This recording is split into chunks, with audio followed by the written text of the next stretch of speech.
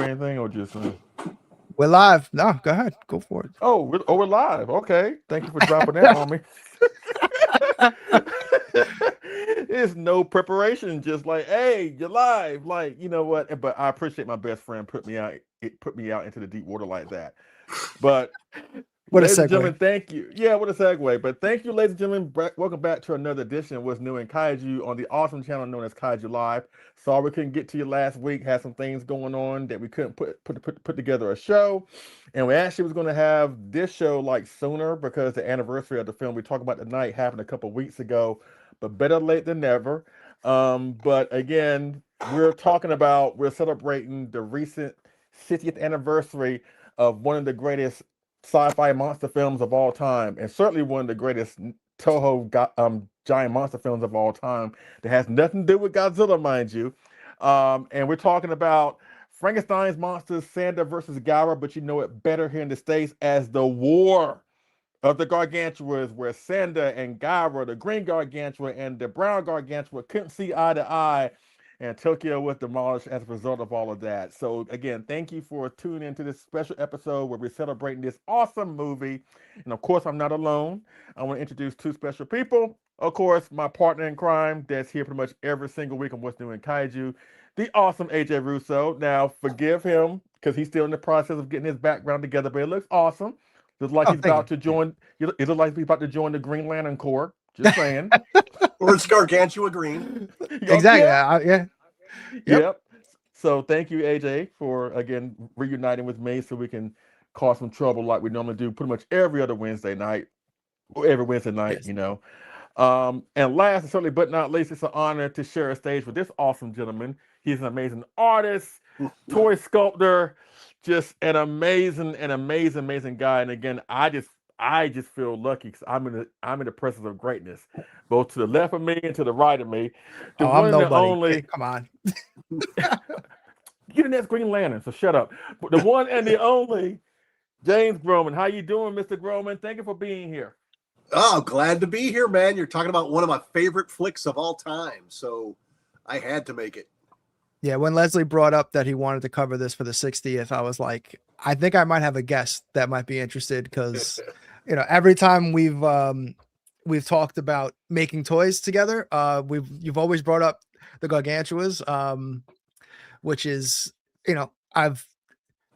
we've come close a couple of times, but it hasn't happened. Although, if you want to talk about that right now, you do have something possibly. Yeah. Well, Can't show it. To preface, I'm going to say that just about every company that I've worked with over the course of the last 5 years or longer, I've made a pitch for doing the Gargantuas. And it's been a license that's been kind of not on. Toho has not been pushing it very hard and has even avoided it over the years from time to time. And it's even the companies I pitched it to, a lot of them are like, no, it's not going to sell as much as anything we do from the Godzilla films. And so I continued my pitch. Very odd thing happened with a company called Unbox, where I was contacted to work on a total other project. And it was, you guys know Bernie Wrightson's Frankenstein? Okay. Yeah, it's like Bernie Wrightson's a very famous comic book illustrator. He did it's an awesome version of Frankenstein. I had done a concept for a toy action figure of that character. Unbox contacted me to do that sculpture. I knew John Wrightson, who is Bernie Wrightson's son, and he's a great sculptor. He works at special effects studios out on the West Coast. And I said, he needs to do this figure. He needs to sculpt his dad's creation. Right. So I had Unbox contact him, and we got that going and John finished the prototype, I think, just a few weeks ago for San Diego Comic-Con. Now, when I was talking to Unbox, I said, if I put you on to John, I would love to do this Frankenstein, but if I put you on to John, could I do something else with you? And they said, oh, we'd love to. And they said, what do you want to do? And I said, War of the Gargantuas. And they said, I think we have that. and awesome, man. I think they were talking to another artist about it. The other artist said, you know what? I'm busy. Let Jim do it. Which was incredible. So roundabout, kind of story about how I got involved in finally doing the Gargantuas. So thank you, Dan, at Unbox for finally giving me a chance to do these characters. And the sculpt for Gyra is finished, and did all the concept work, and it was all approved right away. No changes. They come with some accessories. So first one's done, starting on the second one. Not sure of the scale as of yet. I'm hoping for 12 inches, but sometimes Unbox will do things at a slightly smaller size, like maybe 8 or 10. The jury's still out on that, but very excited about the project and very timely for this. Yeah, look at that. I'm assuming it's Sofubi, right? Or Yes. is it okay? Because you mentioned accessories, so I'm like, is it articulated? Because I know you're a man of many trades and pretty much can do anything. So, Well, and then I'll do stuff for Acro, and Acro has a tendency to do things that are more like they're like a vinyl statue. There's not a lot of articulation, and it's all about the aesthetic first and posability second. And I think we're doing these where they're going to be posable. I kind of like how the umbilicans rotated at certain areas of the arm, and it made for some really great posability. So I'm kind of breaking down the parts. How Unbox does it will all be based on cost, how many molds they want to do and everything. But I'm breaking it down so he's got wrist movement, lower arm, shoulder movement, hip movement, and the ankles. And I just got an email a couple days ago that said, how about a rotating head? And so we're doing the heads rotating. But they'll all have a C-grip hand. Both characters will have a C-grip hand.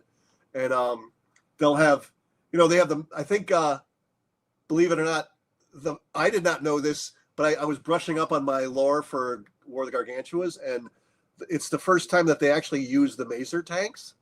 Yes.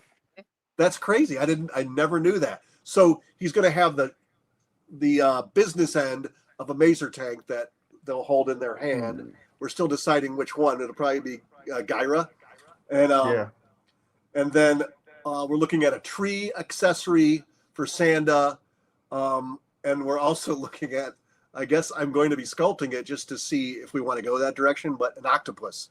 And yes. Oh, yeah. The octopus will either be wrapped around Gyra's leg, or it will be a separate accessory that will actually drape onto him. I'll sculpt the tentacles in such a way they'll drape over his shoulders and wrap around his arms and stuff. So you'll be able to kind of drape him on the front of the figure and stuff, which I thought that would be really cool. Awesome. If we can afford it. Yeah, man, I'm so glad you finally got this dream to happen, man. I'll definitely be. Oh, it was going to happen. I was going to make sure. Yeah, somebody. Because you have done again, before we get into the 60th anniversary of the movie, I figured since we're on the toy topic right here, you have done stuff in the past, and this is actually a really cool side by side. Oh, you have one in your hand. Oh, let's go to that. I decided. I sold a couple at shows and stuff. It's nothing that you want to mass produce because I don't have the license and stuff. So I've kept this one for myself. But yeah, they're kind of like yin yang, back to back. I love that. So he's got to be displayed on a rotating base. Yeah, you gotta get a turntable. Do you have any extras for Leslie? I think he's in desperate need. I love that. I didn't think you had that, and it's like, again, you have them merged together where you flip one is one Gargantua and you flip the other one is the other one. Like, that is so ingenious. Like, that is yeah. The only downside is if you want to display them both together, but I originally was doing them as two busts that would go together, but then it just seems so logical to have them kind of back to back. Absolutely. Yeah. And so was this ever like officially released, or this was just a fun? It was a fun thing I did I'm trying to think, it was for G-Fest or just to have a new display item on my table, and also because I was just itching to do the Gargantuas so bad. It's amazing. I love these. These are kind of like a cleaned up version of the Gargantuas. If you watch the movie, the suits are really, they're rough in a very good way. They give them some realism, and mine have kind of look like maybe a 80s, 90s action figure version of the characters, where they're a little bit more cleaned up, a little bit more cleaner parts and scale work and fur and everything. But the new ones I'm doing, they're nasty because the suits they're crazy, man, in that movie, and they're so like there's a convincing quality to them, and their skin textures with the fur and the scale work and everything, and I'm really trying to capture that in the new sculptures. Can't wait. I can't wait to see it. As Leslie, I know Leslie did just buy his first Sofubi of all time at G Fest. This might be his next. This might be his next two. Might be his next two. What was the first that you got? Zone Fighter. Yeah, I got this this Giga Brain Zone Fighter right here. So Yep. I'm a huge fan of this show, and like the Gargantuas is very obscure, but Sanda and Gara is like my weakness. Like I can't get enough of these guys, and as you'll see in the pictures momentarily, I got a few sets, but you know what? You can't never have too many Gargantuas. So yeah. I do not have a lot. I have the Billikens and I have a couple smaller pieces, but I don't have a ton of Gargantua stuff, and I need to. Oh, okay. I need to rectify that. Yeah, because there's some great stuff out there. Like there's some great stuff out there. Like this one, like this is the Skynet Gara, and he's a gigantic size Gara. He's like 20. Blow me up, AJ. He's like maybe 20 inches tall. So, and this was built and painted by a great friend of mine, an artist, Marcellus Winters. And again, the figure of the Skynet Gara, he's okay, but Marcellus added a little bit of flair to it, where he added some green hair, darkened him up a little bit on the face, you know. But look at that, like this is great, you know. It looks pretty accurate. Yeah, it looks really great. Again, he's 20 inches tall. So sit down, Gara. So besides him, I had to get a custom made Sanda. That my great friend Marcellus Winters made for me, and again he added like the green fur for Gara. He added some brown fur for Sanda, and he's roughly 21 inches tall, so a little bit taller than his little brother. Wow! But that's why again when you see me like on this show, maybe Collect All Monsters or whatever, they are prominent right there in the background. Besides King Ghidorah, because I love him too. Like these monsters, like again, they are just. I can't get enough of them. Like I love them to death. So, well, those are two beautiful figures, man. Your friend did a great job. Well, thank you very much. Thank you very much. They're heavy, so we can. And they're both Skynet, right? No, the Gara is Skynet. Sanda was a 3D printed sculpture. Oh, yeah, because Skynet didn't make a Sanda. They made Gara, another Angerus. monster I know that made Angerus. So they didn't, because between the two monsters, clearly Gara is the more popular one. Even though I know there are a lot of people that love Sanda, but since Gara is the one that really carries the movie and he's the one that's on screen the most, it makes sense why people gravitate more towards him. So we all like the bad guy. Absolutely. Yeah, I was listening to your podcast earlier with Donnie, Leslie, and you were bringing up how he's like the Joker, like you don't care.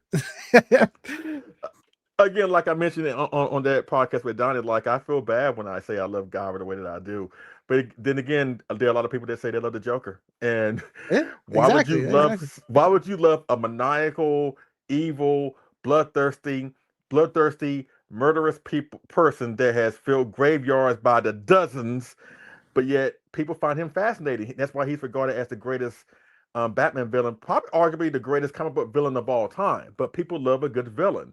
And in my opinion, when it comes to tokusatsu or giant monsters from Japan, with all due respect to Mechagodzilla, the Showa one, King Ghidorah, and all the bad guys we have gotten, the great bad guys that we have gotten, in my opinion, Gara is the greatest kaiju villain of all time. He is so reprehensible. There's nothing good about him. I mean, even some good villains, you can kind of get behind their motivations, like Killmonger for Black Panther, right?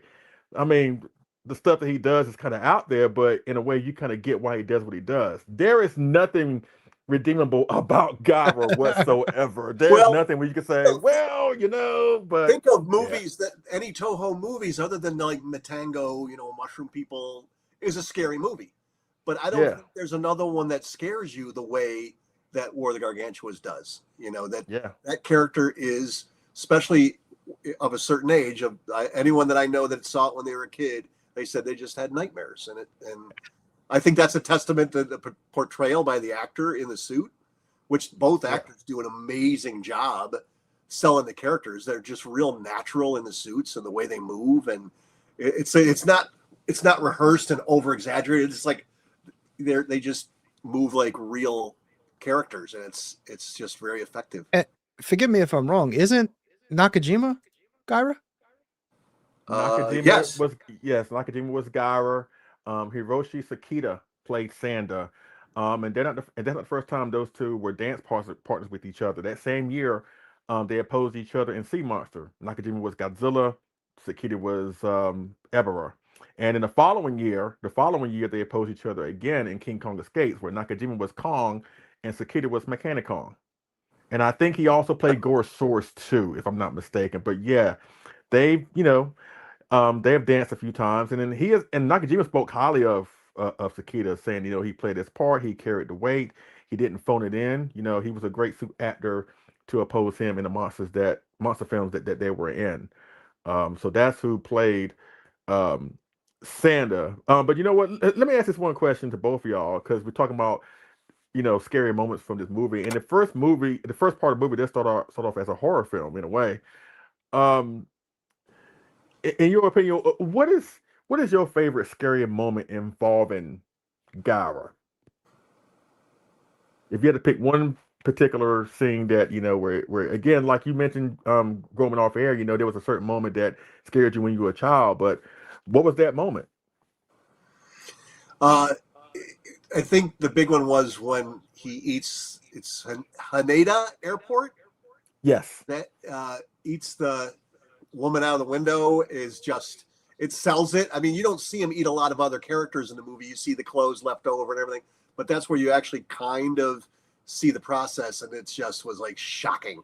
But the beginning, the opening sequence, and the sequence where they have the flashback and he's chasing the dudes through the water. Yes. That's some scary stuff. That's nightmare fuel, man. That's terrifying. So many moments in that movie, and it's the cinematography it's probably one of the better Toho films with Honda directing that have the cinematography is just beautiful, and the miniature sets, and I think it's the size that they're not quite Godzilla size, they're a little bit smaller in scale.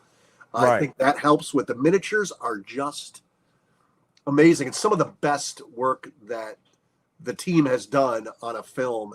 All comes together. I think part of it is the scale of them when they're in the forest. The trees come up to right their chests and stuff. So it just helps. Yeah, they keep ducking into the trees to hide, which I was like, that's kind of funny. And it's just convincing. Yeah, no, exactly. So I had just watched this film probably for the first time in its entirety today. I've seen bits and pieces when I was younger. But yeah, I reached out to Leslie like right after I finished, and I was like, damn. But I didn't realize that it was technically like a loose sequel to Frankenstein Conquers the World, where they keep talking about the Frankenstein project, and they originally think that it's possibly Frankenstein and not two new monsters. Right. So I thought that was really cool. But to answer Leslie's question, for me, it's got to be the airport scene, because you never see that in any of these movies, where he's just like, "Oh, what's up? You're in there, your lunch," and he just rips her out, and you're like, "Holy shit!" Like, okay, and he just eats her right there and spits her right out. So yeah, I can't imagine. I can definitely see how, if you saw that as a kid and you're used to like Godzilla stuff, and then you see that, you're like, whoa, what's going on here? But yeah, even the opening, like Roman just said, because I love, I think it's Odaku is how it's said. Is that right? The octopus is Odaku. The John Octopus. Yeah. And I just always loved that character. So I just love seeing it again, and I love how it was just red eyes right at the beginning. But I did find it really funny that the guy keeps screaming for like his captain or whatever, and like no one comes to his call. But then when Gyra destroys the ship, they're all swimming. It's like, where were all these people 5 minutes ago? They were smarter. They were in the hold, hiding. Yeah, for a second, I was thinking they were all dead. Like the octopus got to all of them, and he was like the last one. But then, but yeah, then you see Gyra swimming after these dudes and stuff. It's like, whoa, this is crazy. And there's one other one, but I want to hear what is Leslie has one. It's it's like the one that really got me when I first watched it was when the fisherman is in the water. Fisherman is on a boat with his son in the water, and the boat stalls, and he looks down and he sees Gyra just in the water, just with his hands like this. That's like, exactly what I was thinking of. That's the other scary scene. Yeah, I'm like, oh my God, that was really, unnerving. Because again, when I first watched it, I did not know what these creatures were. I mean, if anything, it got my fascination because again, it was in Japan. Hearing certain sound effects and the music sounding like what I've heard in the Godzilla films at the time when I first watched this movie, as a matter of fact. So I was like, I know the same people behind Godzilla made this film. So honestly, when I first watched it, I was waiting for Godzilla to show up. I thought at some point Godzilla was going to show up and all that stuff. I did not know that the movie was about these monsters only. And I daggone sure didn't know there was a sequel to another Frankenstein-like movie, because if anything, the movie is very vague as it relates to Frankenstein Conquers the World, that in a lot of ways you could look at this film as a standalone movie and you really wouldn't miss anything. Like if you didn't watch Frankenstein Conquers the World, which I did at the time when I watched War of the Gargantuas, I didn't get a lot of the references because they were very, very vague, especially the American version. The Japanese version, they kind of tie it better a little bit, but it's still not too definitive. But when I look at this film as a comparison to Frankenstein Conquers the World, it's technically a sequel, but it's not titled as a sequel. When you watch it, it doesn't really feel like a sequel. I just look at it like it's like an anthology. It was just two movies about a Frankenstein character. One's one way, one's another way, but it's about Frankenstein. It's like Toho's take on the Frankenstein character, even though they supposedly are linked with each other. So yeah, a lot of the pretty much almost all the 60s and all are kind of just the Toho universe. I feel like they all kind of like, because they bring in Mothra and Rodan from their standalones into the Godzilla, so I feel like they've always kind of loosely been connected one way or another. Yeah, Baragon's in Frankenstein. Yep. Frankenstein. Yep. And they have a massive knockdown drag out, one of the best fight scenes. Yep. Yeah. Toho flick. So. Yeah, but I mean, this film. I mean, basically, in case you don't know, basically in the Japanese version, Santa and Gyra are the offspring of the original Frankenstein. Because they even talk about in that film that if Frankenstein sells, if he spreads them out everywhere, it can grow into brand new creatures themselves. So, and we did see Frankenstein in the water and in the mountains, so it makes sense how Santa and Gyra came to be. Even though again, there's nothing definitely that ties it together. And the reason why they called them Gargantuas in the American version, in case you don't know, because the American distributors, when they got this film, they felt like the Gargantuas, even though they knew full well that this was a sequel to Frankenstein Conquers the World, that the Gargantuas bore no resemblance to Frankenstein except maybe in the head and the face, and the face a little bit. But even then, if you would have told somebody who didn't know about Frankenstein Conquers the World that these monsters were based off Frankenstein, you'd be like, what? No. So that's why they called them Gargantuas. As a matter of fact, I prefer to call them as Gargantuas. I call them more Gargantuas more so than Frankenstein's monsters. Yeah, but that's just me. Yeah, and it's funny. It's like when you think of growing up on the original American dubbed version, because that was the one that was on every Saturday afternoon, and I watch it as a kid. That's when you saw the other versions, it was kind of shocking. It's like it kind of. Hey, that's not right. That scene's not edited right. You had to get used to this new version that was really the original version, and even the music. I think when Gyra's getting attacked with the Macer cannons, that whole scene has, I think it's like Creature in Black Lagoon music or something from another American film, which is what they did with when they released King Kong vs. Godzilla in the States. They used stuff from the Universal Library. Yeah. And so that's what I never had heard that awesome score that was written specifically for Gargantuas, and it was like a whole new experience seeing it, the undubbed version of it. Hmm. That's the reason why I prefer the American version, because I mean I love Ifukube's music in the original, but the music he uses for the fight scene at the end is really slow and doesn't really match the action where where the Gargantuas are clawing, biting, and running and tossing each other around. It's very slow in plotting the music. But in the American version, again, they use stop music for the fight scenes, and they also sprinkled in some music from Monster Zero, because it is kind of funny when you see the Gargantuas fight. You hear Godzilla's theme in the background, and he's like, again, I thought he was going to show up when I first watched it, because I watched the American version, and I'm like, wait a minute, Godzilla's about to show up, yes, and I was looking at the ocean, and I'm like, where is he? He's not coming. What's going on? All that good stuff, but yeah, and they have the like the King Kong roar a lot from '62. They use that. It's a variation with sand a little bit. Yeah, they use that a couple times.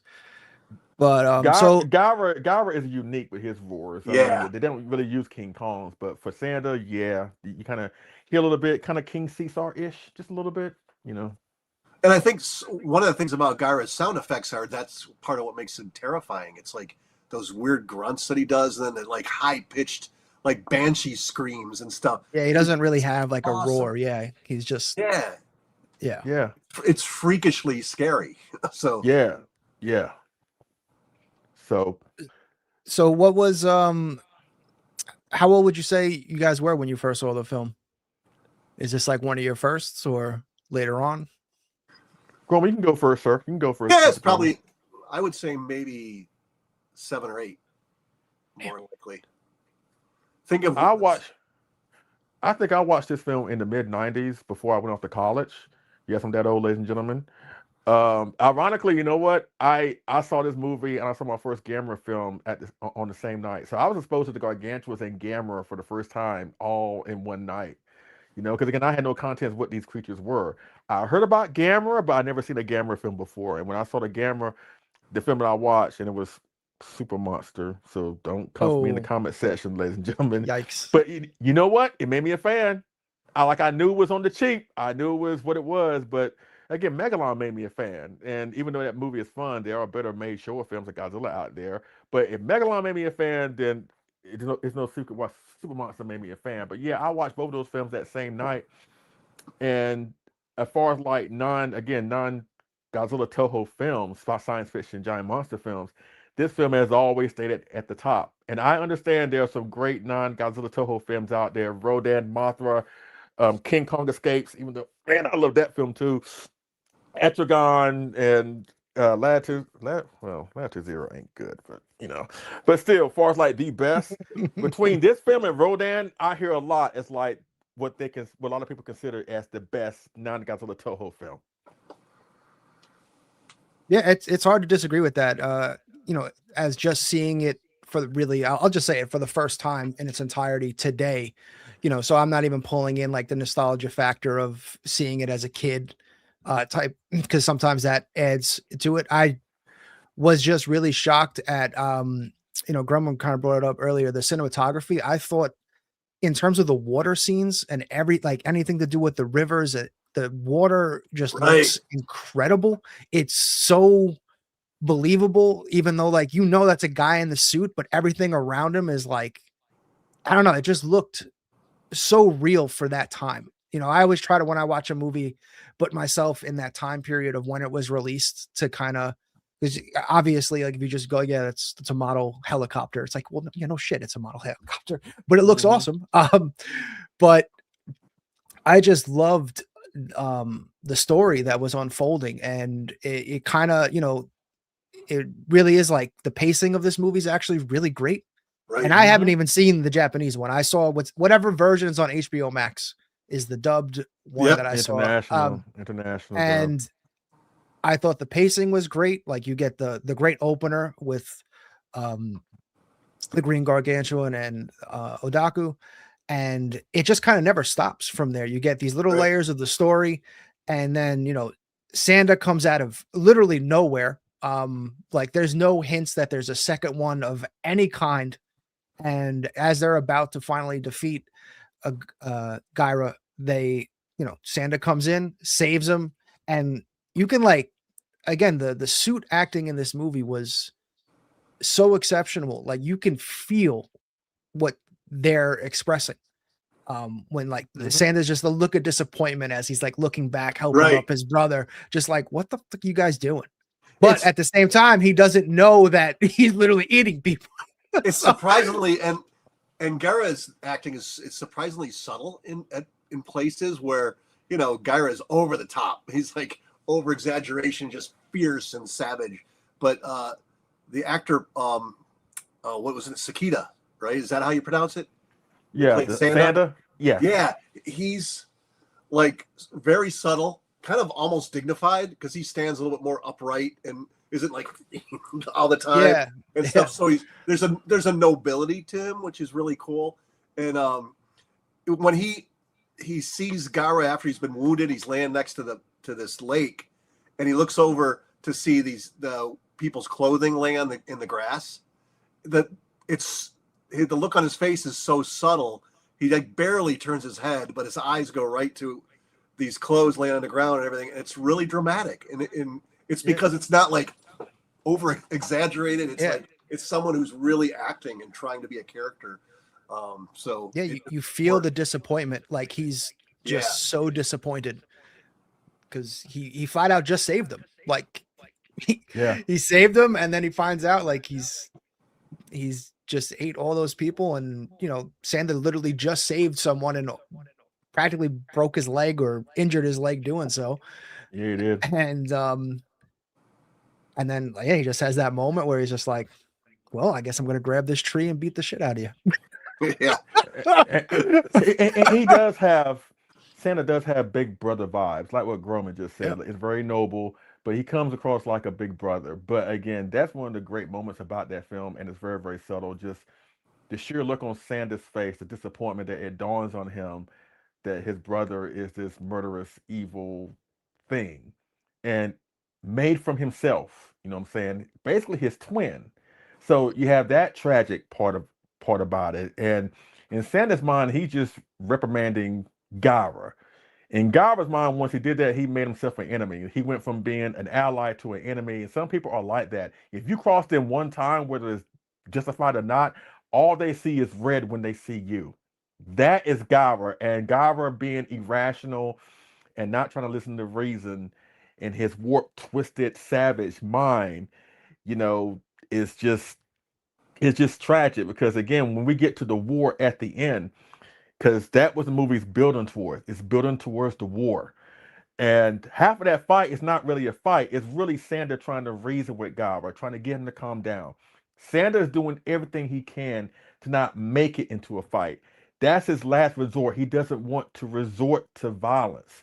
But again, Gyra doesn't see that. He just sees red. He just sees there's this, you once was with me, now you turned on me for whatever reason, overlooking the fact that Gyra is the reason why Sanda did what he did.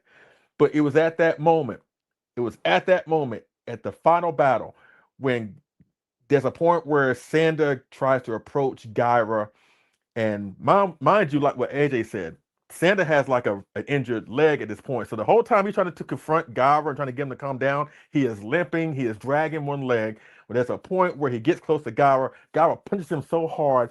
Right here, this point right here, he knocks him into that building right behind Sanda.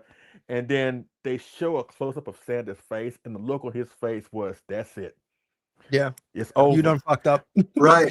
I tried to deal with you. I tried to reason with you, but now you done. What's that old saying goes? Or at least the new saying now that's kind of popular. The more you F around, the more you're going to find out. And that's when Gyra found out that he pushed the wrong guy. And that is awesome for all these people who say that these suit actors from these Japanese giant monster films are not good actors. That is strictly bullshit. Watch this movie. Even with all that makeup and these giant monster suits, they were able to convey emotion. And in this fight, you have emotion, you have tragedy, you have regret, you have sorrow, because Sanda does not want to fight Gyra, but he knows now at this point he has no choice and even have to kill him for everything to be okay. That is awesome. And someone in the chat just said that what makes it work so much is the fact you can see the actor's eyes, and that's absolutely true. In fact, I think one of the actors said that very thing. It was one of their favorite characters to play because they were able to use their actual eyes. Yeah, Nakajima said that. This is his favorite. This was his favorite role. And imagine how much territory that takes in. He was the original Godzilla. He portrayed Godzilla for the first 12 movies, and this is him saying that not Godzilla but Gara, a one-time appearance, was his favorite monster characterization or monster portrayal. That says a lot. But you see the sets in those last couple stills that you showed, they're just amazing. Those jet models, those jets are about the size of a Volkswagen. You know, they're like, they're awesome. Yeah. And I think that's another thing that I love about this movie is just the craftsmanship. Not that any of the other Toho films they're amazing, of course, but this one, just the craftsmanship just shines. One of the other things too, you know, talking about the suit actors really just, I mean, embracing these roles. I mean, these dudes, you know, granted they don't have tails or any of that stuff, but I mean, there are so many scenes where these guys are literally diving into the water and are underwater in these suits, like swimming and battling. So it's like, you know, I think that's the thing that I really love is like you watch these older, you know, the older Showa movies, and I just love that they were out there making these huge pools to shoot in, and it looks so good. Whereas now, you know, it's everything's basically visual effects now. But just getting that, and then, you know, the end with the volcano, you know, again, these guys are just, I mean, neck deep in water in these. I'm gonna assume they're lighter suits than Godzilla, but it's still a full body suit with a mask on, and they're going at it. So it was just, it was a great movie to watch today. Honestly, I was sitting on my shelves, had to take a break because you know, I just turned 40, so now when I stand up too fast, I feel like I'm gonna pass out. So that's good stuff. So I was like, all right, I put the LED strip on the bottom one and stood up and was like, and I'm gonna go watch that movie now. And it did not disappoint, man. I really did love it for a non-Godzilla flick. I can definitely see why this one has that extra fandom underneath the Godzilla fandom, because it's great. I'm starting to see a little bit of a resurgence too with, I think that, and I don't know if it's maybe Toho is kind of like loosening up on the licensing and stuff, but I'm starting to see a little bit more love for the Gargantuas as far as product too. Yes. I mean, there have been a lot of products with the Gargantuas, you know, with X Plus and Safubi, and again, like I said, Skynet with the Gyra and stuff like that. Again, that picture book, you know, I mean, again, it was one of the reasons why, again, I feel like that if people didn't care for this movie, or if it wasn't really a cult classic, they wouldn't touch this movie. You know what I'm saying? It'll be like Maguma from Gorath. You don't see a lot of Magumas out there, but this film, again, like Rodan or Frankenstein Conquers the World or King Kong Escapes, it is one of the greatest giant monster movies of all time, especially from Toho. And that says a lot considering they make Godzilla and King Ghidorah and Rodan and Mechagodzilla and all these great kaiju. But to have these monsters stand out that don't really have any special powers, all they are just animalistic giant Bigfoots. But what's cool about them is the fact that, again, they're smaller than Godzilla. But what is very dangerous is the fact that they can basically walk, run, grab, basically act like a human being, but on a savage level. You know what I'm saying? Yeah. And also, again, like what Groman said earlier, when it comes to the miniatures, that's the cool thing about this film. Because the Gargantuas being smaller creatures, that meant the detail on the miniatures had to be even greater. Because with Godzilla being 100 meters tall, you know, the detail didn't have to really be that well on the miniatures because, you know, you can't really see them that well anyway. But with the Gargantuas, like what Groman said earlier, when Santa grabs a tree, you see the roots underneath the tree, and or at least the buildings have like real glass in them when Gyra smashes it to get to the woman at the airport. It's and like something that's like when go for it, sir. A giant like kaiju of some kind that humans are so insignificant where it's like they might barely even see you as they're destroying a city. These guys are big enough that, I mean, the subway scene where Gareth bends over and sticks his arm in and grabs, I'm trying to think of the character's name, Akemi. Akemi, yes, you're right. Yeah, and grabs her. It's like he's small enough that you're like the size of his hand, so that's even scary because he can get you.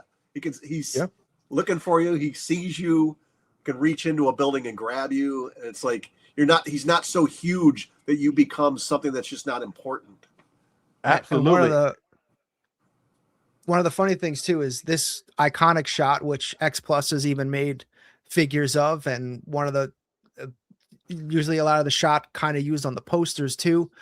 I called Leslie after I watched it. I was like, "Hey man, am I crazy or is this not in the movie?" Because I went back to like all their fights to like, did I miss it? When I got up to get a drink, did I somehow miss this shot? And yeah, this is just one of those amazing promotional shots that just never made it into the movie. But it yet is so iconic. Absolutely. And you know what? I want to ask this question involving the final fight. What is your favorite Gyra moment from the final fight with Sanda, and what is your favorite Sanda moment, from that same fight with Gyra? Groman, go ahead, and then AJ, then I'll follow after you. Oh boy, I think there's a couple. There's one where Gyra actually is biting Sanda's arm, I believe. Yes, and Sanda, it's painful. You can tell by the way his body movement and everything. It's very painful. But someone else had mentioned in the chat that there's a scene where Sanda picks up a ship, and it's a big giant ore ship, and he just pile drives it down. Yes, yeah. And Gyra's underwater; he's not even visible. It goes in the water, and then Gyra just appears like in this like eruption of water, and you can tell he got hit because he's like screeching with his arms up and everything. And it's like that was something about that just stands out as just a cool moment. Yeah, I gotta go with that. The slamming of the boat, just total WWE style, was just fantastic. And then one of the things that I also really like too, and this isn't really a fight scene, but also when they were trapping him with the maser tanks in the river or stream or whatever it was, I love that how much he sold it when he steps into the water and the water is like electrocuted, and like every time like I just, again, the suit acting in this movie is just phenomenal. And really, like, there's so many scenes that stick out that you're just not used to seeing in other of these tokusatsu movies. Like, you just like, this was just next level. They wanted this, like they wanted it, like they just wanted this to be their best. I don't know. Maybe, and it might have helped that the suits were more, they're more human proportions. They have more freedom. Like they can run around as opposed to, when you're in a giant 3-headed monster dragon suit with that you can't see out of, or, Godzilla, it's weighs 150 pounds. You're like, okay, I'll just do this. Yeah. But even when Gyra, they had those shots of Gyra just running full speed. He's like, he's running so naturally. I remember when I was a kid, I laughed my ass off. I'm like, that's just a big dude. They're filming a guy in a suit and he's running through these miniature buildings. But as an adult, I watch it. It's just natural. It's not, like I said, when an actor over exaggerates his movement, it's like stage acting as opposed to a movie acting. Stage acting has to be exaggerated. It has to be like everything's over the top. But I think that the actors in this movie they're natural. They really sell it as natural movement. They're not exaggerating. That, like I said, they're subtle, like cocks of their heads and stuff like that just work so well. And I've learned to appreciate it over the years because I watch this probably at least once a year. I've been watching it a lot lately because I did the bust a little bit ago and watched it a few times to get the likenesses. And then I've been freeze framing it for the last month to get the sculptures done now. So I know it pretty well, and I love it. Another scene I really like too is when Gyra just flat out Undertaker grabs him by the throat and just like takes him all the way down. You're like, holy shit, he's just choking him out. He's just done. Oh yeah, that's right. He Yeah. just grabs him. He's like, no, I'm done. It's great. What about you, Leslie? What's your favorite scenes at the end? I gotta agree with the whole Sander thing, with the whole The boat is the boat, legendary. because at that point in the fight, Sander has turned up a notch with his violence to the point where the guy starts to be taken aback about it a little bit. Guy was like, "Oh, I guess I bit off more than I can chew." And the funny thing is, Gyra tosses the boat at him in an attempt to, I guess, hit him with the boat, and then Gyra just turns and just swims away. But he services a little bit. Sander sees this and takes that boat and rams it right into his back. That sends Gyra fleeing. So I like that. But the Gyra moment I love is when there's a point in the fight after Sander has had enough of his crap and starts to fight back. Gyra kicks Sander into a building, and as Sander is rocked back into the building, Gyra comes out of nowhere and spears Sander into the building. It's like, and so I love that because again, it's just the sheer ferocity of this fight. They're not holding back. Yeah. They ain't holding back at all. They ain't holding back at all. And it's like you would never think that they were cool like 3 scenes ago. But now here they're just, because again, Gyra pushed Sander to the point, and I think we've all been there where you're in a situation where you're trying to do the right thing, you try to do the right thing, but you're dealing with somebody that leaves you with no option to meet force with force. And sometimes whatever happens, happens. And I know some people don't really like the ending because the volcano thing came out of nowhere, but to be fair, an earthquake came out of nowhere and Frankenstein conquers the world. So I'm like, if I can buy that, I can buy the volcano thing. And it's a shame we didn't see the Gargantuas anymore after that. I mean, they tried to bridge it together with the Kiryu films in the Godzilla Millennium series. So technically, Sander and Gyra are part of the Godzilla universe by bridging that gap, but we never see Godzilla interact with the Gargantuas. That would have been cool. But it makes this film so unique because you have to go back to this one film to see the Gargantuas. So while it'd be nice to have them in more films, that what makes War of the Gargantuas all that much more special, in my opinion. Yeah, and I think back to the volcano, when I was a kid, I assumed that their fight was so cataclysmic that it started a volcanic eruption, that it actually like started an earthquake under the ocean and everything. And that was my child's brain kind of trying to make sense of it. And I still like to think that that's what caused it. Makes it a little bit less random, and it makes sense to me. But I do remember reading that scene was supposed to continue a while after they're both gone, and it was that volcanic eruption was supposed to destroy the entire city. Yes, burn into the forest. Yes. They wanted to make it very clear that there was no way that there was going to be anything left from their bodies that would grow into, right. Which probably would have been a little bit not as climactic as them with an ending with them both just done. Yeah. So was again, I watched the American dub, so forgive me. Sometimes not exactly sure, but wasn't the military trying to get the volcano because like that's why they were dropping the bombs into the water, or was that or was it literally just completely random? I think that the volcano comes out of nowhere, right? But because the military is still above Tokyo Bay watching the Gargantuas fight, and at this point they're going out to sea, but the military is still monitoring their activities.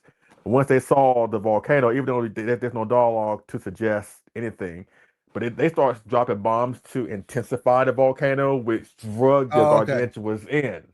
That's what happened. That's what happened. And I'm fine with the fact that there was no definitive winner, because if Sander would have won and killed Gyra, like even his existence means there may be another Gyra that may pop up one day. On the other hand, we can't have Gyra, a murderous, evil green giant, run around eating people. So I think the proper outcome was for them both to die. And I think at the end, when not Gyra, but when Sander makes the choice to fight Gyra, he knows now, I have to kill him. I have to kill him. I have, for everything to be okay, I have to kill him. And that is tragic, because if that was your brother, knowing he's on the wrong path, would you have the balls to kill your brother knowing it's the right thing to do? Like, could you do it? Could you do it? It's the old Cain and Abel thing. I heard somebody actually compared this film to like the two brothers that, one ends up killing the other brother. They're not wrong. That's a great analogy. Agreed. Yeah, one of the and I keep going back to the suits, but another thing I really love too is the damage that Gyra takes in the movie.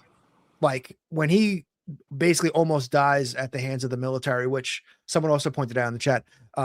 It's nice to see the military actually would have defeated a kaiju. Right. Usually they just show up and get annihilated as if they don't exist. But just seeing how much damage and all the, the wear and tear and the blood and everything on his suit, I thought also added another level of realism to it. And it's phenomenal. Can we also talk about real quick about the hilarious politics in the movie where, Gyra literally I think this is right after the airport scene where he shows up and just eats that lady and all that stuff. And then they're like, so are you going to stop the Frankenstein project? And like the American scientist is like, no, I don't think I will. It's like, what? It's just like, hold on, guy. And then like, one of like the PR guy comes in. He's like, no, I think we're just going to do it more safely. It's like, is this serious? You guys created these two huge things. Don't even get me started. We're gonna still don't even get me started on Russ Tamblyn. Again, we're having a fun discussion. We ain't trying to bog it down with that shit. Okay, because that's the cool thing about this film. The monsters are the characters. Because let's face it, the human characters in this film, they suck.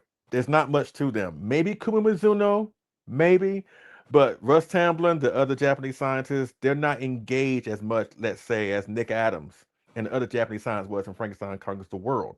So really, the monsters are the characters because you're fully invested in them. Even Gyra, even though he's the villain, but you're invested in his story. You're invested in Santa's story. That's the only that's the only dark spot with this movie is the fact that Russ Tamblyn, the protagonist, he literally looks like he does not want to be there. And when you read the story and the history behind it, he really didn't want to do it. The only reason why he did this film because it was a free trip to Japan for him and his wife. And he thought that the movie would not be seen because he thought that the monster action was goofy. As a matter of fact, I think he visited the set when they were filming one of the fight scenes with the Gargantuas, and he came across like he was embarrassed. Not to mention, he started doing his own dialogue, which pissed off Inashiro Honda. So, oh shit, yeah. So now I wish he would have got eaten in that movie at least. Yeah, I mean, nowadays he's kind of come around on the film. He's kind of come around on the film, because he now realizes that, through the magic, awesome thing known as the internet, there are a lot of people out there, such as us, that are vocal about how much we love this film, how much of a cult classic it is. So he's kind of turned around about it. But to me, too little, too late. Because when you watch that film, it's clearly he is just so disinterested. And I'm not going to buy the fact that, again, he wasn't interested in whatever. I'm like this: if you're paid a job, you do the best you can. Jun Fukuda, he directed Sea Monster, Son of Godzilla, Gigan Megalon, and Mechagodzilla 74. But guess what? He didn't really care for Godzilla when he made those films. He thought the films were goofy. He thought that Godzilla was goofy by being this more humanized hero. He really didn't care for the character. But you know what? Those films are freaking awesome. So if he could do that and not have his heart into it, Russ Tamblyn could have done the same goddamn thing. Ran over. I love the dialogue when they're walking up the mountain and there's the young kids that eventually get eaten or whatever. And he's just like, it's something along the lines of like, well, they're just the new generation and they don't care about anything. Like they live by a different lifestyle. I was like, what the fuck is this guy talking about? He's just like, yeah, they're just a bunch of hippies basically, like going up into the mountains. It's like, oh, okay. That's a great take. Oh, well. Yeah. Like, okay. Cool. And then they did all get eaten. Yeah, but it was so funny. I agree, and I know Nick Adams. Nick Adams was another American actor. I mean, did he do 2 movies? He did he did Frankenstein and Monster Zero. Yeah, he was in the Frankenstein flick, and I think he probably took it a little bit more serious. But he was a different type of actor. He was more like he was friends with James Dean, and you kind of see a little bit of that in his acting. I love Nick Adams. Man. I think he's a little bit more invested. You rats! Mm-hmm. Because I think he ended up moving to Japan, didn't he? And he ended up living there. I think he stayed there during the filming, but I don't think he actually moved there. But you're right, Russ Tamblyn. This is how he acted in Water Gargantuas. But it's an important scene with Sanda when he saves Akima's life. Yeah, because it's shows that when he goes after his brother, it's because it's like he's protecting mankind. He doesn't want to see his brother do what he's doing, and he's willing to kill him, like you said, to stop him from doing it. And in that moment, she's dangling on the side of the cliff before Santa shows up, and Russ Tamblin's like, Kami, you okay? Don't worry, I'll be there to protect you. My favorite is don't move. Where's she gonna go, dude? Don't move. Okay. He had the enthusiasm of a goddamn vacuum cleaner. Kami, don't worry, I'll save you. Yeah, maybe you'll get saved by that big brown teddy bear of yours. Yeah, man. Oh, he calls her a silly nut at one point too. I know it's the 60s and you can say whatever you wanted to a woman at that time, but I just thought that was hilarious. Yeah, it's like, you silly nut. I was like, what? It's like it's like banana oil from Godzilla Raids Again. And even or Nick Adams, because Nick Adams has that, you dirty stinking rats. Yeah, but even the banana oil, like, again, they only said that because the banana oil matched the actor's lips.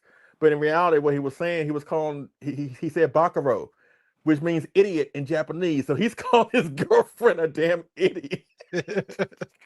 You idiot. One of the cool things I really like about this book is that cloud looks very close to Rodan. No? Where? That dark cloud in the top right, little Rodan silhouette. A little bit. It's clearly not. I just throwing it out there. So Leslie, clearly you have a massive Gargantua collection. Do you have a favorite? I got a total of 8. I got 4 sets. I got the giant ones. I got the X Plus Wonderfest ones. This is the Billiken ones that Groman talked about earlier, and of course that is a Mazer tank that I think you sold on your show not too long ago, right? Yes, sir. Love that's this from Aoshima. That's from Aoshima, right? Right. Yeah, that goes with the Skynet Gargantua and the Skynet Anguirus. Like, it was in that same scale. Yeah. That right there is the Wonderfest set. They had different paint jobs and Diamond reissues. You know, Diamond reissues had poor paint apps, but the Wonderfest set had somewhat different paint apps. You know, I think there's one where Gyra is battle damaged, but you know, so I'm glad I got that set, and I got one more, which is the 25 centimeter set where you can pose them like this, where you have them interlocked in battle, or you can take out the arm pieces and have them separate Gargantuas where they're, not, wrapped with each other. So but I prefer displaying, the Gargantuas, at least the 25 centimeter set like this. And there was another 25 centimeter set that you mentioned earlier, AJ, that depicts where Gyra is midair and Santa's on the bottom. But again, a lot of people were kind of crude there because they were like, Gyra got a stick up his butt. I'm like, man, grow up. But yeah, and just back to the scale that we've all been talking about, like, just and I think that's another reason why Godzilla -0, I'm sorry, -1 played out so well too, because of scaling him back down to that smaller size, where he's, when you're in a boat and it's this thing's, not so big that it's like, of course they're going to die. It's just completely out of scale. It's like, no, this thing is like Jaws. I love this scale, honestly, the 50 centimeter scale, basically, or whatever. 50 meter scale, 50 centimeter. 50 meters. But I think Gyra was a little bit shorter. Gyra was like maybe like 30 or 40, something like that. And Santa was a little bit bigger than that. But you know what? And go back to that photograph with Gyra in the boat. I mean, nobody is asking the question about the guy that turns up in the hospital that recounts the events of what happened to him. So you mean to tell me this dude escaped the grasp of a giant octopus? He escaped from a boat being literally shoved underwater by Gyra. He was able to outswim Gyra in the middle of the ocean, in the middle of a daggone storm, and live to tell about it. And the best thing is they were all like, "You're full of shit." How did he do that? Not a single person believed him. They were just like, "Nah." Is he an X-Men? Does he got Clark Kent blood in him? Like, how did he?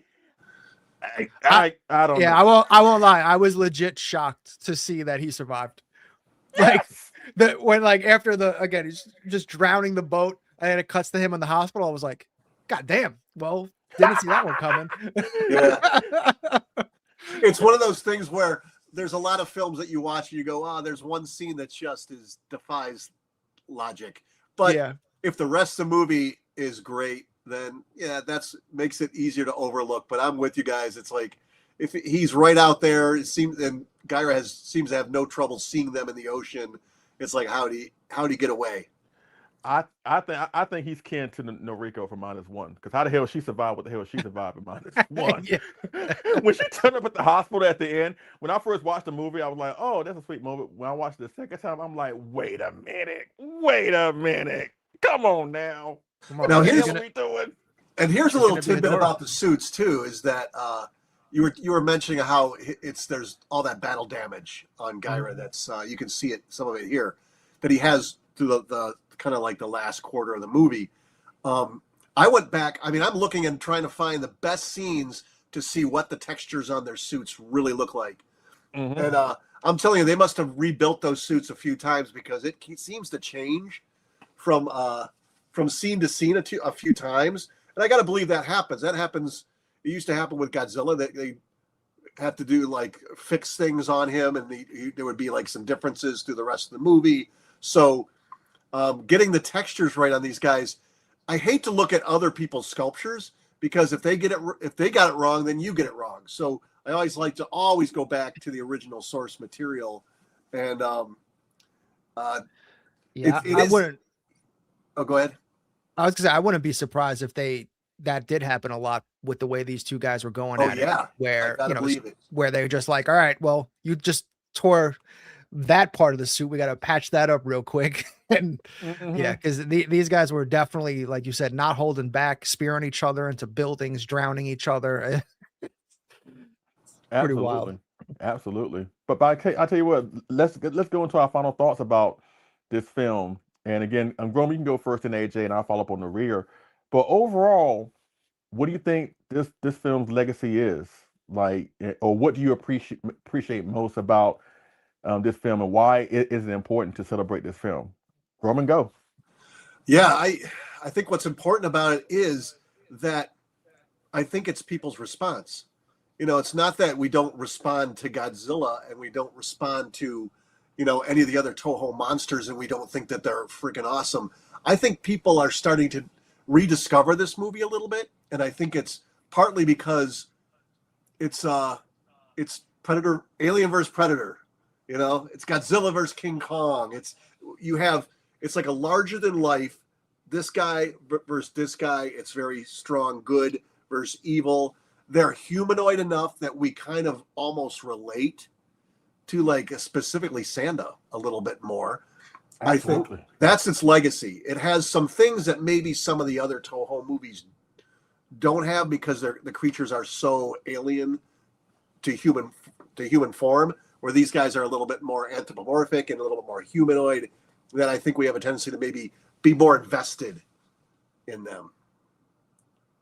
I think the legacy of this movie is basically like the pinnacle of tokusatsu effects, man. I think Yep.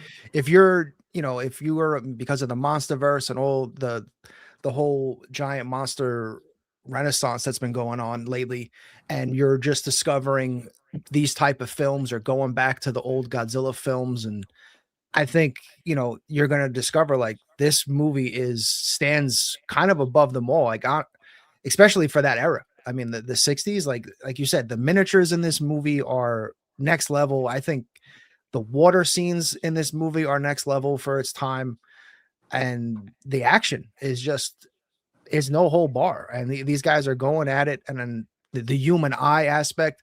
I think if there's really ever a film that embodies everything that this genre of filmmaking is, it's this. This has got to be up there. This has to be in the top 5 of best tokusatsu films ever made. Absolutely.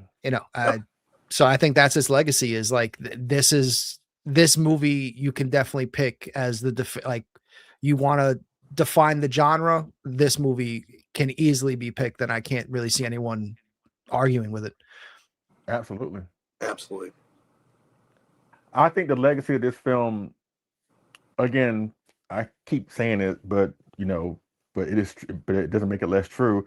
It's one of the greatest giant monster movies of all time. One of the greatest giant Japanese monster movies of all time, even rivaling Godzilla.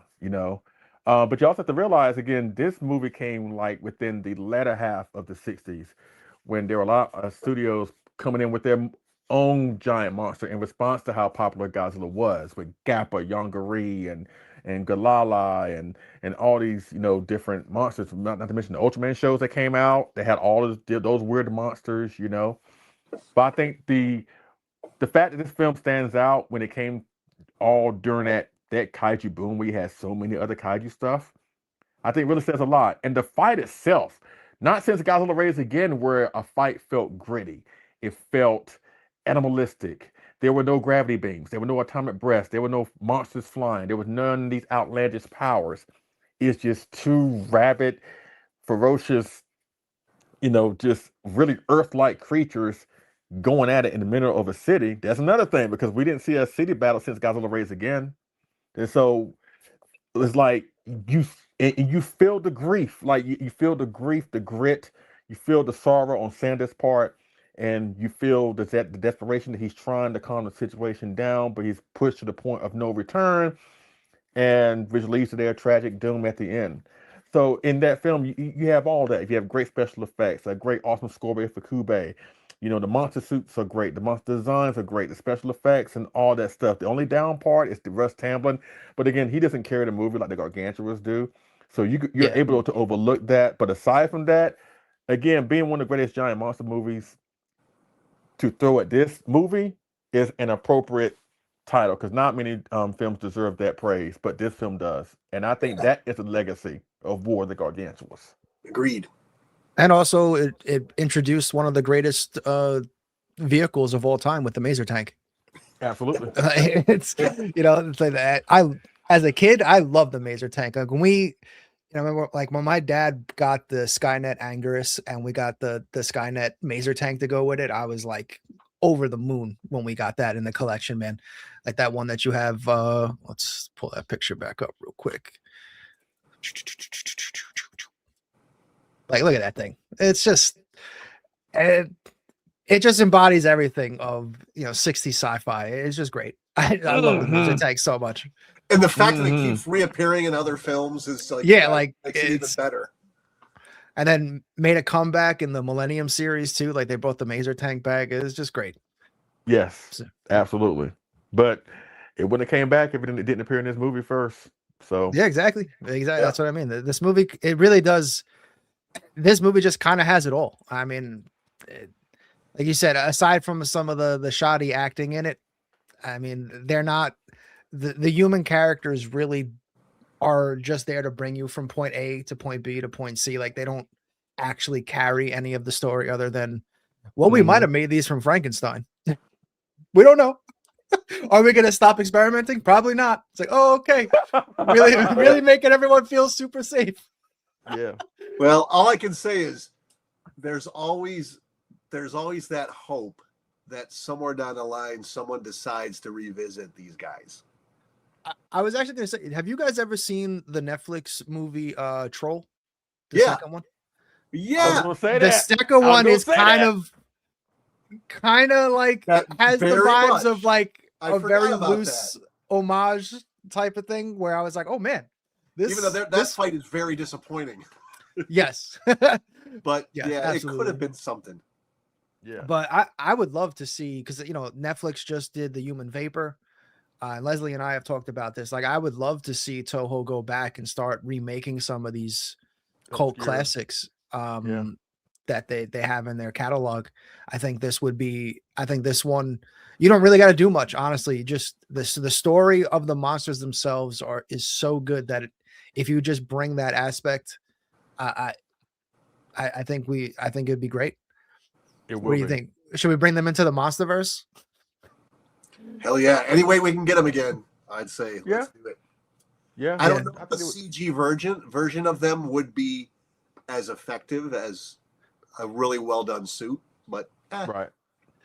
Well, speaking of really well done suits, it's pretty cool that they showed that on set photo today of the new Miro Goji burning Godzilla suit for the new short film that's coming out later this year, and it's like I did see that. Yeah. someone pointed out that I think it's like the first brand new fully made Godzilla suit in like 20 years. And you're like, holy crap, has it really been that long? And it's like, yeah, because Shin Godzilla was CGI, like and it's like, wow, it's crazy to think of, like, what, like, this is the first fully from start to finish. It's not a repurposed suit or anything. Like they did that whole crowdfunding thing and they built a fully new Godzilla suit.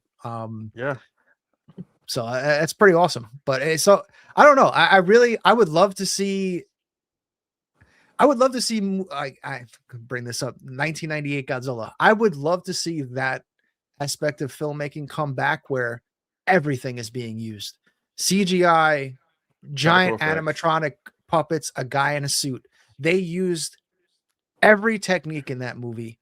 And I would love to see that start making its way back. Because I've always said this about the MonsterVerse. It always bothers me that there's no Godzilla head. Like they never made a Godzilla animatronic for those close-up shots. Because I feel like that's just such a part of the history of that character, is always having that puppet or animatronic or anything like that. And it's the one thing I just feel like the MonsterVerse is missing. Same thing with King Kong. It's like King Kong literally invented that shot of, the big, the big close up of the animatronic. So it's like, I wish that would come back. And man, imagine if it did, and this is the movie that does it. We can dream. We can dream. Del Toro. I mean, we got to depend on guys like Del Toro. Oh my God, their practical effects and stuff. So, dude.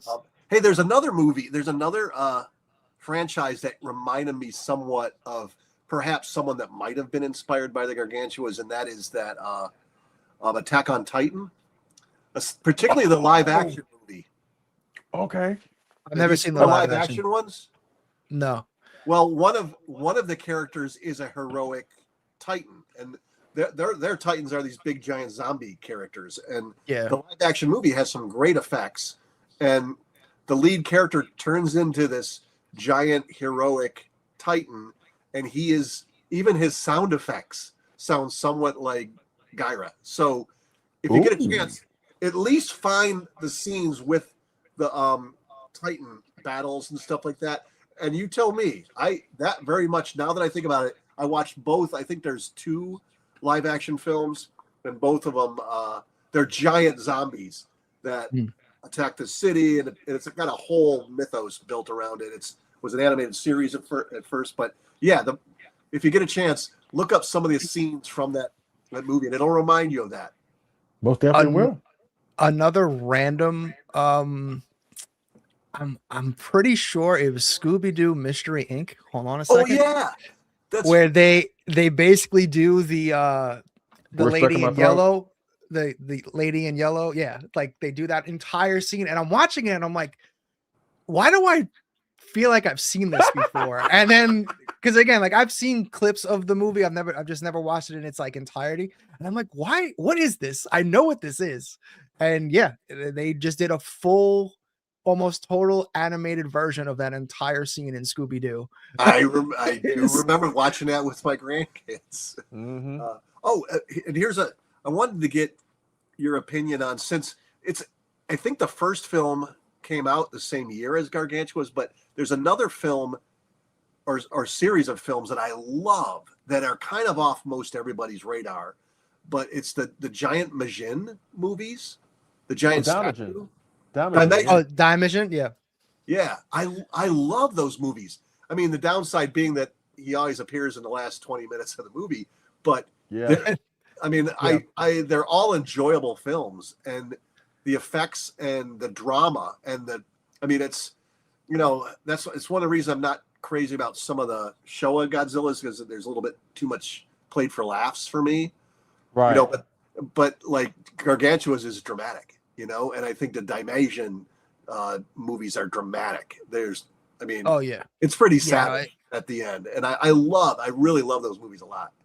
Yeah, when he just like, all right, but's on the mean face, and he's like, I'm just gonna have to kill you all now. There's some like mythology there. Yeah. Mm-hmm. Yeah, I wish, speaking of mythology, like just random popped into my head when you said that, like King Caesar is another character that I wish has like a great mythology that I wish would be like, I honestly, I feel like that would be a great monster for the Gargantuas to fight, but just randomly popped into my head. I'm sorry. It works. It works. Yeah, But yeah, we went a little over. Usually we try to keep it to an hour, so an hour and 15. Wow. The movie deserves it. Yeah, no, this was a very fun combo. Mr. Groman, thank you so much for hanging out with us and doing this. I know we had we've been trying to get this done for a while, and I cannot wait to see what's coming out from Unbox soon, very soon, hopefully. Yes. Well, gotta finish up Sanda, and then we'll probably have to get approvals, and then we'll start showing them off. But I will say that Godzilla Fest is coming up in a few weeks in San Francisco, and I'm going to be showing Acro's going to be there, and I did a new Toho character for Acro. It is not Godzilla, but it is an all new giant sized figure that they're going to have the prototype there and stuff. So, oh my god, I'm not going to say it. Yeah. Oh, that's going to be there. Oh my god. Yes, it is. Okay. I just heard that, so I am going to go. Oh my god, because it's going to be there. So everyone's in for an incredible treat. And then one of the cool things, speaking of Acro, for everyone that's a fan of Kaiju Live, thank you so much for tuning in, and hopefully like and subscribe. But Evil Ujiak is also being made by being produced by Acro, and hopefully we'll have that maybe by the end of the year. I know we're talking, Leslie is going to Wonderfest in February, and I'm most likely also trying to go. So maybe Acro will be there, and I'll be able to meet and maybe possibly see the prototype in person. I don't know. We'll see. But awesome. Yeah, there's so much awesome stuff going on right now. Oh my god, I can't wait for Godzilla Fest. Everyone's this is gonna be yeah. I don't want to spoil it. But all right, everybody. I'm so close to spoiling it, but I know I've almost said it 3 times already. But all right, Leslie, since this was your baby here, you can close it out. Well, again, thank you for everybody for being here. Of course, shout out a few people in the chat before we go. Nathaniel Plummer, Ray Bateman, of course, Frank, Anthony Bello, Kaiju Live. Who's that joker? One of This World, Julian Nata 148. Of course, Kelly. I saw Kelly in the chat. Thank you, Kelly.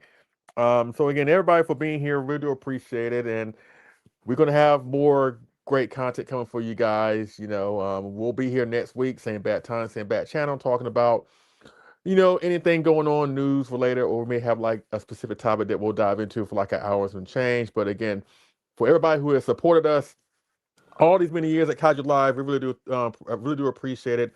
And strap in, because we got some good stuff that's headed your way. And this weekend, watch more of the Gargantuas. Give Sanda and Gabba some more love on their 60th, most recent 60th anniversary. Because like what Groman said, they deserve it. So if you have HBO Max, it's on there. Granted, It's only the American version, but it's still there. So yeah, there you go. But all right, everybody, have a great night. And as always, like and subscribe, and be on the lookout for more content from Kaiju Live. Peace. Bye, guys.